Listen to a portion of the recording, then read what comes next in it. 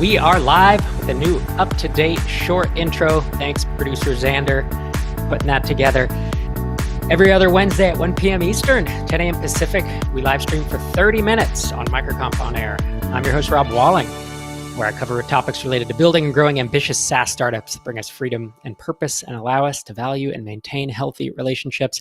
Thank you for the well-wish, producer Xander. Happy 21st anniversary to my wife, Dr. Sherry Walling, who is currently fully vaccinated and out in California, taking a few days of relaxation. So I'm excited about today's guest. We've been doing MicroConf On Air for more than a year now. I believe we began in March, and at first we were doing daily episodes, and it was a distraction from all the madness of COVID. And we started doing 3 days a week and 2 days a week and weekly, and now we do twice a month. And what I like about that cadence is it's enough that we are able to hit on like really important topics. We don't have to search and seek out, basically a daily feed or daily guest. It's a tremendous amount of work.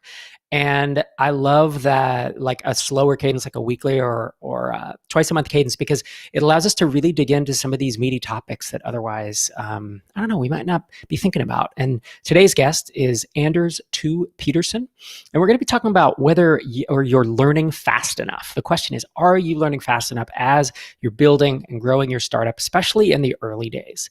And so Anders is a many-time MicroConf attendee. He's a MicroConf attendee speaker. I believe he did a main stage talk in MicroConf Europe a couple years ago with close to 200 talks now. I sometimes forget who is I know I've seen him on stage. I don't remember if it was an attendee talk or a full talk, but it's really a pleasure to welcome him. It's his first time on MicroConf On Air, and he is the co-founder of Melt.co, which is MAELT.co, but it's pronounced Melt. And it is a link in bio tool. If you have used Instagram where you're only allowed a single link in your bio, there is a tool called Linktree, which is the most famous of them. But you can put a link in there, and then it allows you to link out to your blog and your podcast and your affiliate and your articles and just all the stuff. So MAELT.co if you're interested. But a big part of this is that Melt is also about being green. It's about planting trees. And so when you subscribe to it for $5 a month, you also plant 5 trees every month. And Anders has some pretty cool thoughts around that. So with that, let me welcome Thue Pedersen to the show. Hey, sir. How's it going? Thank you, Rob. Absolutely. You. Fine. Pleasure to have. And you are coming to us from, are you in Copenhagen? Copenhagen, Denmark, yes. Excellent. And it's great to have you on, to finally be chatting. So we're going to talk about a few things today about whether you're learning fast enough. And this really was sparked by a tweet thread that you sent out. It was almost 2 months ago now. And you said, we'll link this up maybe in the Slack channel or the YouTube comments. But you said, for the past few weeks, I realized what the solution is to a comment Heaton Shaw made after following my startup for a year. What he said was, and this is a quote, "It is like you're not learning fast enough." I pondered that comment ever since, trying to figure out how to learn faster. So your last startup was TimeBlock, and folks who've been to MicroConf or who have chatted with you know that it was about it's scheduling, and it's about getting more done and productivity and stuff. And you worked on it for a few years, but it never achieved the success or the level of traction that you wanted it to. And so I think to kick us off, as I asked for listener questions, actually, so folks in the audience, if you do have questions for Anders, please do feel free to post them in the chat or in MicroConf On Air in Slack, and producer Xander will make sure that we ask them. The first question I have is, TimeBlock, that didn't achieve perhaps a level of success that you wanted. What was missing there? Why weren't you learning fast enough? And what ultimately was the result of that? Well, the why I wasn't learning fast enough took me until recently to realize, but we spent 1,000 hours building a SaaS app. We had a methodology I trained a lot of people in, and ultimately it no matter how many hours I put into it, it didn't grow, it didn't go viral, it didn't adopt, and people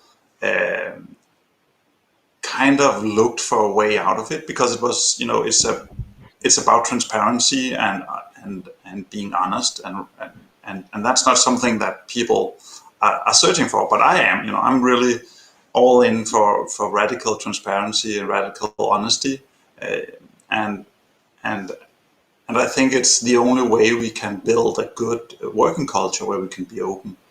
But it didn't get any traction. A lot of people really liked it. A lot of people adopted it, but it's something we're missing. And no matter how hard I tried, no matter what I did, it just didn't scale. And it took me forever to realize that people just didn't want to be transparent. It took me years to realize that.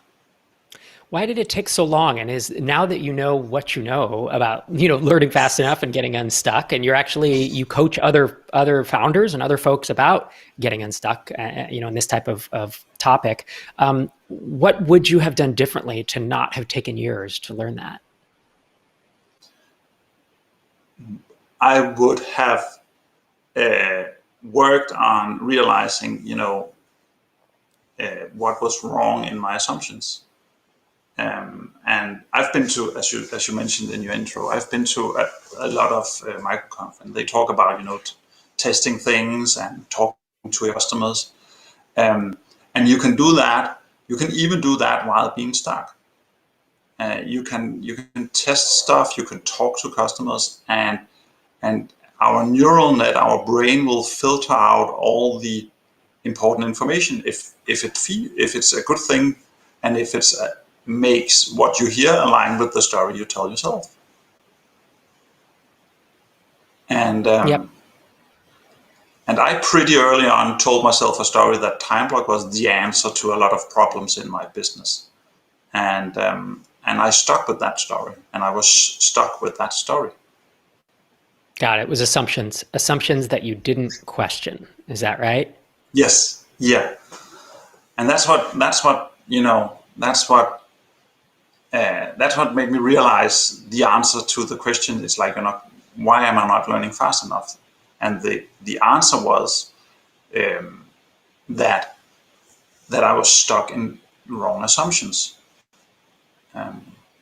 Because basically it's not, when you see a co-founder who is stuck, who's not learning fast enough, you can't tell them to learn faster.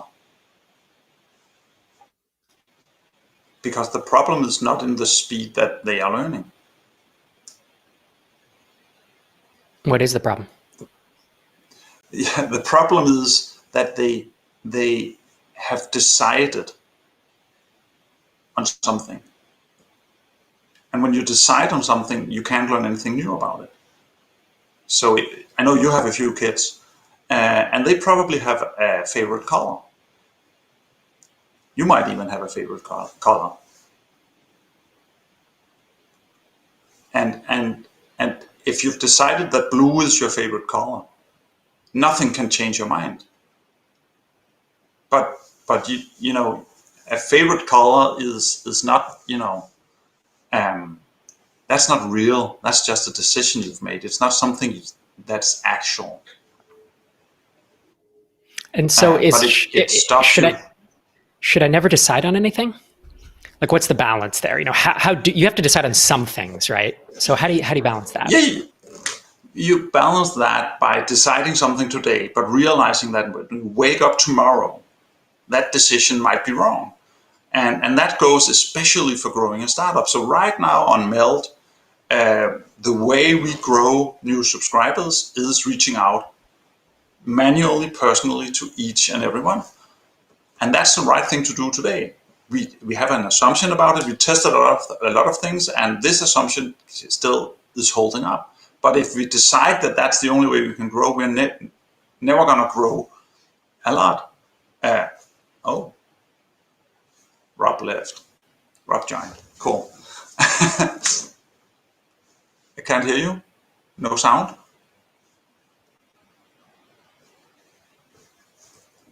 There we are. Yep. I was having some video difficulties, so refresh. Yeah, keep going though. You were on a roll there. Yeah. So the important thing is to realize that every decision you make on an assumption, the facts that led you to make that decision might be changed tomorrow. gravity don't change. Well, actually it changes where you are on the earth. So even gravity change. But, today it is best for us to do direct messaging to people on Instagram and slowly tell them our story and sign them up. But we know that someday that will not be the best way to grow the business. But if we decide that that's the best way to grow the business, it's very hard to learn something new. So it's to make decisions, but to hold them looser than most people do. Is that essentially what you're saying? Like, be open to changing your mind, because there are so very few absolutes, not only in life, but in startup land or in growing a company. In everything, yeah. So it's exactly holding it very lightly, yeah. Yeah, okay, that makes sense. All right, we have a question from the audience. Okay, interesting question. So, whether you want to answer this directly or want to answer with how you would go about, validating this or thinking about it, I'm going to ask him. It's from Adam at Response Rack. He says, I'm considering creating communities, for example, in other words, a group on LinkedIn or Facebook outside and independent from my SaaS product. I think the industry would benefit from these groups. So LinkedIn group, Facebook group. Does that make sense versus limiting it to a community of my customers only? So I think I get what he's saying here, right? Let's say I ran an email service provider. I could start a group that was like the Drip Facebook group and the Drip user group on Facebook and LinkedIn, or I could start the email marketing Facebook and LinkedIn group. And so it's a specific question. I don't know if you have thoughts on it. I'm happy to weigh in. But this is perhaps, once you do one of these things, you've made an assumption, right? How would you go about? I would rather go. I'd rather go with the way I think about those kind of issues, because we have those in Melt too. And whenever Anda comes with I think we should create this group, I came with I think we should create a forum for our users to have a video about what they're doing and stuff like that. Like this, or the podcast you have, and his response was, "What are your assumptions behind that?" So Adam has a reason. He has some assumption for creating those groups, and that's good. If it's assumption, it's good, because assumption we need to test. But if he has decided or trying to decide which one is best, he's trying to log into something. So my answer to Adam would be, could you test both? Could you make both and curate both and see which one converts best? Or what are your assumptions? Why are you assuming that you should do this? So me and Anda start, not every sentence, but a lot of sentences with, so you assume what? Or, oh, I am assuming that we could get more customers doing this, so I'm thinking we should do that. Just to keep that in mind all the time, because it's always those hidden assumptions that drive us into decision or turning assumptions into fact. And as soon as the facts, it's never going to change. We don't have to change it anymore. Right. Yeah, I like that. I mean, I think of it as what is the goal that Adam's after? That's really what you've gotten to, of is the goal that you want more customers? Then you probably should think about doing it broadly, but realize that may or may not work. And without trying it, it's pretty hard to know. Or here's another way. Instead of trying it, could you go out and find a CRM application or just a separate SaaS app and go to MicroConf Connect, post in there who has started a Facebook group? Did you start a users only group, a customers only, or did you start a broader one, and see what other people's experiences have been right ahead of you? Not that it's going to map 100%, but you can do research. There's almost 2,100 founders in Connect. Certainly some other people have done this. And so I like that. He asked Pablo asked a question. Pablo from bestie.care. He says, do you have a recommendation on how to identify unconscious assumptions? Oof, that's a tough one. What do you think about that? Yeah. So the first way you have an unconscious assumption, or you're stuck, basically, right? Is to know your red flags, to know what does being stuck for you look like. My easiest way to know I'm stuck is I have something is pressing on my chest when I think about my bathroom or my sink. It took me 8 months to get a sink for my new bathroom because it was stuck. It's not. I knew which one I should buy. I knew where to buy. I knew everything. I had the money, and I was stuck. And it was such an interesting experiment to understand the stuckness before I bought it, instead of just forcing myself to be stuck. So we all have, telltale signs of being stuck, of having made decisions out of assumptions, and basically all thing we have decided on is based on assumptions. There's very, very, very little that are actual facts. It's like, I don't like this. Well, you didn't like it 10 years ago. You might like it now. You might learn to like it. I didn't like olive for many years, but now I actually like them because I've trained myself for that. So it's more a general way of being in the world, where you just expect that you have assumptions you've made into facts, and you hold them, as you said, very, very fine. You just hold everything lightly. Just be curious. Just be so much more curious. Is this really a fact, or is it an assumption I've turned into a fact? And the easiest way is to start to listening to other people, because people are talking about facts all the time that are like, no, I don't think so. Right. And you can see other people's blind spots pretty easily, it always seems. So here's a comment from Justin Jackson. I'm curious if you agree, disagree, or otherwise. He said, I think our biggest blind spots are a result of not having a diverse set of peers who question your assumptions. What do you think about that? I've come to believe that our blind spots are always driven by shame. So we are ashamed about something, we betray our values, and that betrayal needs justification, and the justification makes us blind, because we start to convert assumptions into fact. No, nobody likes blue buttons, we have to do them green, and you just become blind to more and more stuff, and it's something that builds up over time. So you practice either being blind, or you practice to see, you practice to follow your values, your ethic, your moral, and never betray yourself, or you practice trying to keep your shame away, hide your shame, and not be vulnerable, and that makes you blind. So it's more a question of are you cognitive busy trying to hide something, and then you stop being able to see, or are you not trying to hide anything and just be who you are and see what happens?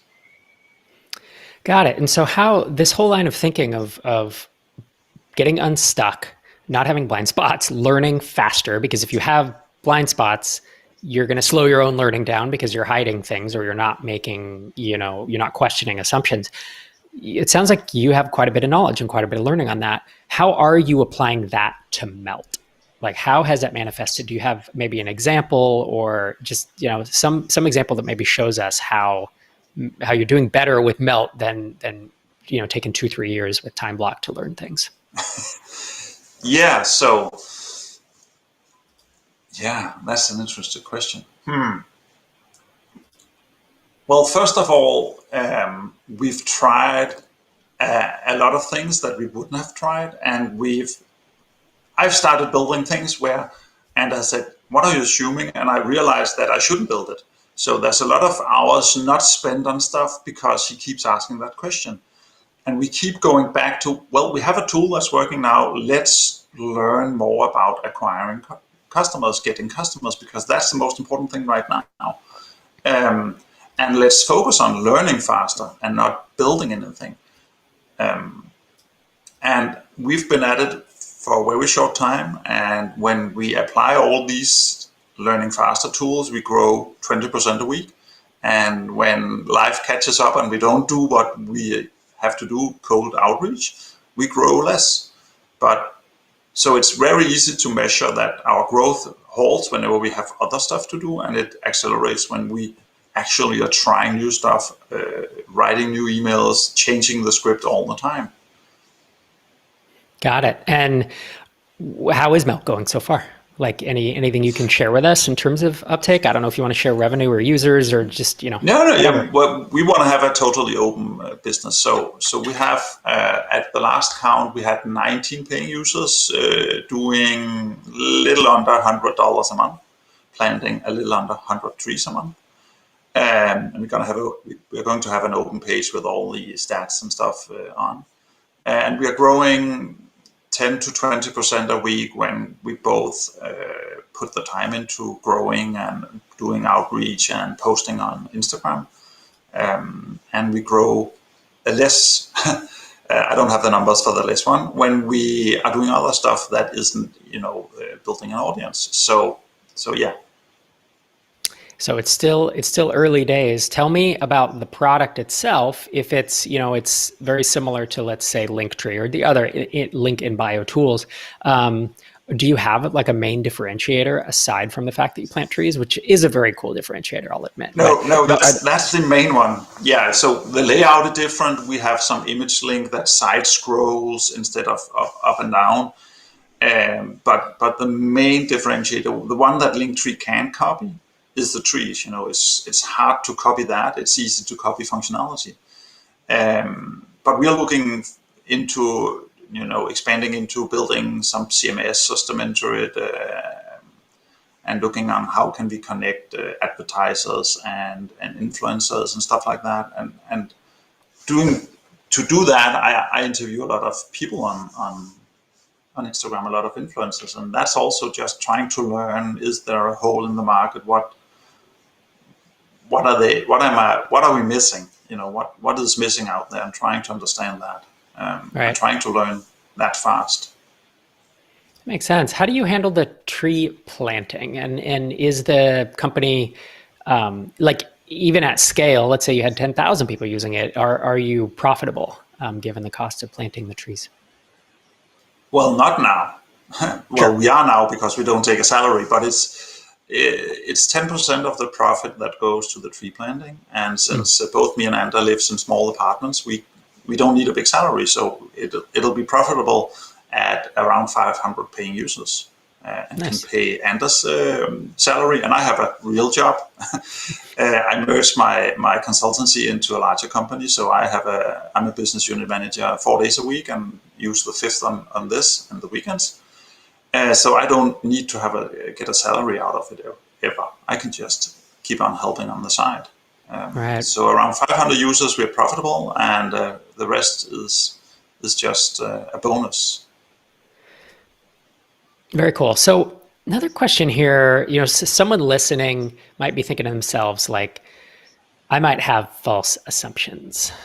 What can you say to them to help them learn to recognize or unearth false assumptions in themselves? Because as we've said, they're kind of blind spots. And so by definition, they're pretty hard to find. Not impossible, but hard.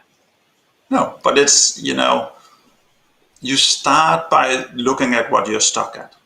Is it, ironing your shirt? Is it losing weight? Is it doing the dishes? Whatever it is, you're stuck at something. Most people are stuck at something.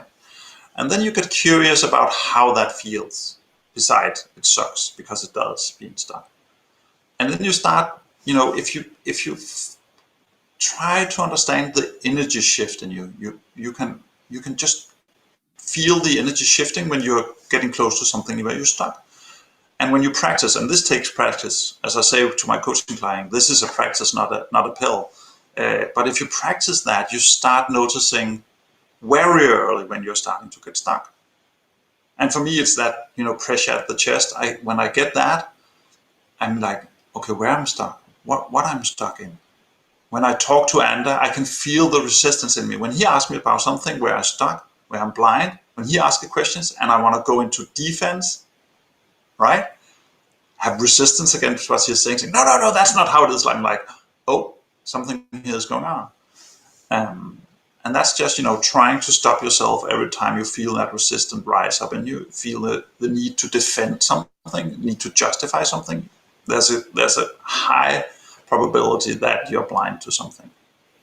And there's a balance here, right? There's a comment from Chris Willow in the MicroConf on air chat. And he says, I feel like on the other end of the spectrum, it's switching from, instead of questioning assumptions all the time, right? And not sticking with assumptions. But on the other end of the spectrum, it's switching from one thing to the other and never really committing fully to an idea.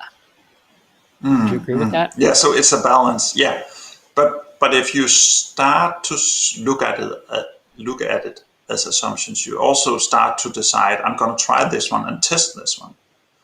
And then you're testing it, and you do 100 emails and see how they go, instead of deciding this is the way to do, this is the way, and then you're just pumping out emails and losing a lot of traction. So it's a balance, but it's a balance about testing. It's about, how do you set up testing? Could you ask in the Slack channel? Could you ask in MicroConf Connect? Could you ask somewhere other people, what are their thoughts? Could you actually do something as crazy as calling a user? And just ask them. But if you've decided, there's no reason to ask them. And then, the next thing is that it's really hard calling users. So your justification will go, no, you don't need to do that. This is going to work. And then that helps you turn it into a decision and a fact instead of being an assumption. Right. That makes sense. All right. Producer Xander is, all right. I'm checking out the outline here. Let's see. We are wrapping up in 2 minutes, but I guess, do you have any parting words for someone who maybe is in the spot of they're in the early days and they have a hypothesis and they've maybe written some code or some no code, and they have a few early users, but no real traction. They don't think they have product market fit, but they have an assumption that their idea is going to solve a problem for a group of people. They're probably stuck in indecision, right? Because that's the problem in the early days is there's some people who go in and say this, like you did with TimeBlock, this is going to work, this is going to work, this is going to work. And then there's other people who are like, I don't think this is going to work, so I don't really want to invest a bunch of time into it. But if someone's more in that boat where they almost can't get enough confidence in any of their ideas, they have 20 ideas in a notebook, and they're like, I don't know, I don't really know, and they're waffling, right? They're not committing. What maybe some closing thoughts for how those people can get over their own, because they're stuck in a different way, right? They're stuck about just picking something. So what are your thoughts for them? Well, basically, being stuck is being stuck. It's not stuck in a different way. It just look different, and test one of them. Spend 1 week on one of them, and then spend another week on another one of them. And if you have 20 ideas, spend 20 weeks. That's nothing compared to a lifetime. But don't spend any more. Don't try to decide. Just spend some time on each one of them, or test 10 at a time and see what works. But if you're trying to decide, the chances are when you go from the indecision, you go into a really big decision, right? You're really going to choose something and say, this is the way. And then you spend 1,000 hours and too many money on TimeBlock. Right. Because you decided this is the way, everybody has to learn this. And then when people agree with you, then you're really getting stuck in that decision, because other people want to validate your decisions. My father was sick and demented, and when I asked him, have you eaten anything? He said yes. And I was like, no, you haven't. You just say yes because it's the right thing to say. So people really want to validate your ideas and your decisions. Very good, sir. Thanks so much for joining me today. Your Twitter handle, they can see it under your smiling face right now, Anders Thue. It's Anders Thue. And of course, melt.co, maelt.co. Thanks so much for joining me today. Yes. Thank you. All right. And thank you to Rewardful. Rewardful sponsoring this show today. Today's episode is brought to you by Rewardful. Rewardful is quickly becoming the go-to platform to set up affiliate, referral, and partner programs for your SaaS, membership, or subscription business. Rewardful handles all subscription billing scenarios such as free trials, upgrades, downgrades, cancellations, refunds, and yes, prorated charges out of the box with their simple 15-minute setup. They're the only platform that has a built-in affiliate finder that crawls the web and surfaces high-quality, relevant affiliates for your program. Simply search by keyword, competitor, or alternative names and reach out to the best affiliates in your market to take your program to the next level. Check them out at getrewardful.com/startups. That's getrewardful.com/startups and get 30% off your first 3 months. Offer expires May 31st. Thanks again to Rewardful. MicroConf Europe is coming up in October. Save the dates, October 3rd through 5th. And as always, thank you for joining me today. Been a pleasure. I'll see you again in 2 weeks. Thanks to Hay and Stripe as well as we peace out. 2 weeks, same time, same place.